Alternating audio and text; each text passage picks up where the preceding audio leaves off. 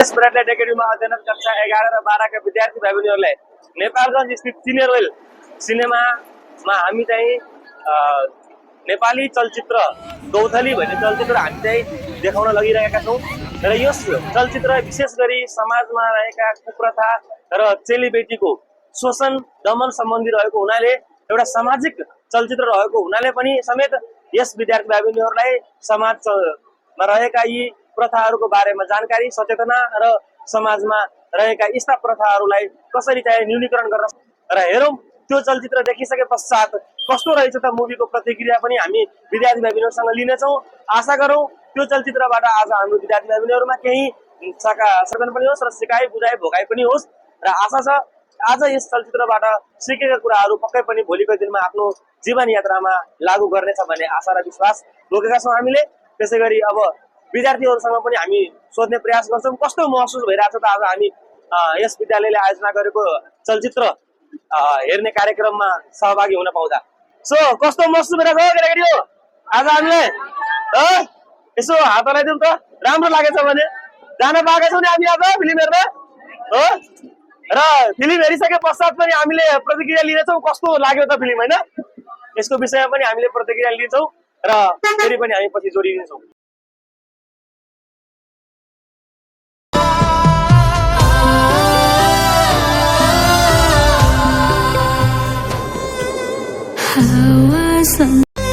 बाधियो कठै मनको गौथली पिंजडामै रह्यो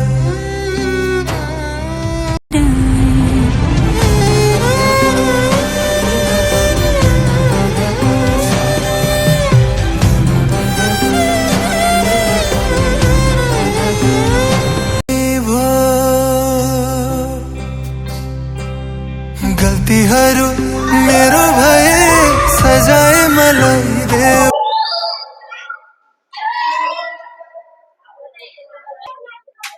कस्तो थियो मुभीहरू भिडियोहरू को हुन्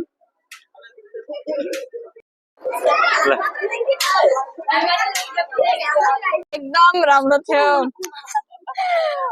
अलिकति इमोसनल थियो तर राम्रो थियो। अलि पढाइको बारेमा अलि धेरै महत्त्व रहेछ क्या त्यहाँ पढ्नु पर्ने रहेछ जिन्दगीमा बिहे गरेर पनि अब बुझ्नेसँग क्या अलिकति हुन्छ नि त्यही बुझ्ने सासू ससुरा पनि अलि बुझ्ने हुनुपर्छ क्या त्यही भएर सुरुमा पहिला पढाइ कम्प्लिट गरेर बल्ल अलि त्यस्तो कुरामा ध्यान दिनुपर्ने रहेछ। राम्रो थियो अहिलेसम्म महसुस भइरहेछ धेरै भइरहेछ कस्तो लाग्यो राम्रो छ धेरै सर भयो कि अब हाँसेको कि रोएको सर हाँसेको नि आज त हलको पहिलो मिटिङ होइन पहिलो अनुभव पनि हलमा कस्तो लाग्यो त पहिलो अनुभव त्यो बुझौँ न त। राम्रो थियो सर एकदमै मुभी पनि राम्रो थियो पहिलो फिल्म नै रुने फिल्म देखियो नि हलमा हजुर सर मान्छे जे जस्तो भए पनि रुने भन्दा पनि समाजमा आएको भएको प्रथालाई सङ्केत गरेको छ सर मान्छे जस्तो अवस्थामा भए पनि पढ्दो रहेछ झन् हामी चाहिँ धेरै सुख पाएको होइन अब यस्तो केही छैन नि त हामीलाई त बाबामा सबैले पढाइरहेको छन् अनि त्यही भएर पढ्नु पर्दो रहेछ जस्तो लाग्यो पढाइको महत्त्व पनि रहेछ भने थाहा पाइयो।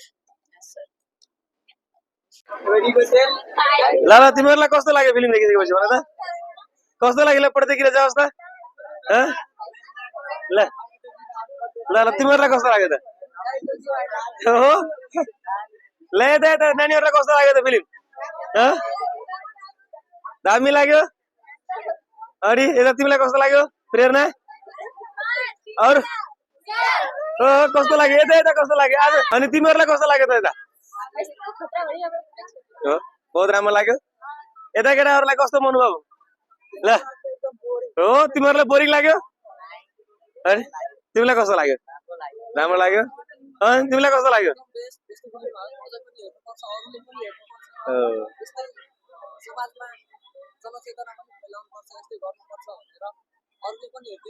समाजमा भएको कुप्रथालाई हैन संकेत गरेको छ।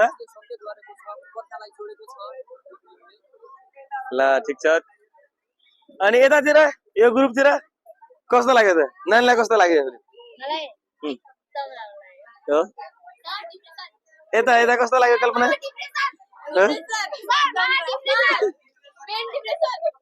यता यतातिर यतातिर यतातिर प्रतिक्रिया लिइसकेको मैले। यता यो यतातिरको प्रतिक्रिया लिन बाँकी थियो। कस्तो लाग्यो तिमीहरूलाई फिल्म? हो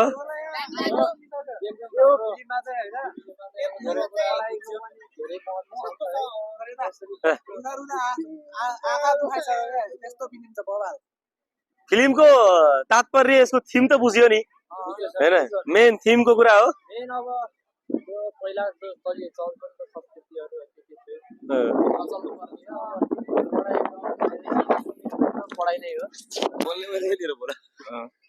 यो अब यसको मेन थेम चाहिँ अब पढाइ नै भन्नुपर्दा टक्क लाएर अब धेरै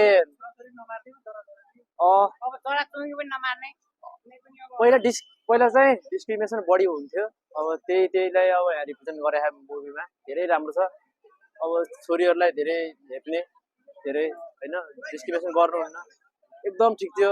आँखाबाट आँसु भरियो नझरे पनि आँखाबाट आँसु झरेन तर कतिपयको झरेर चाहिँ यहाँ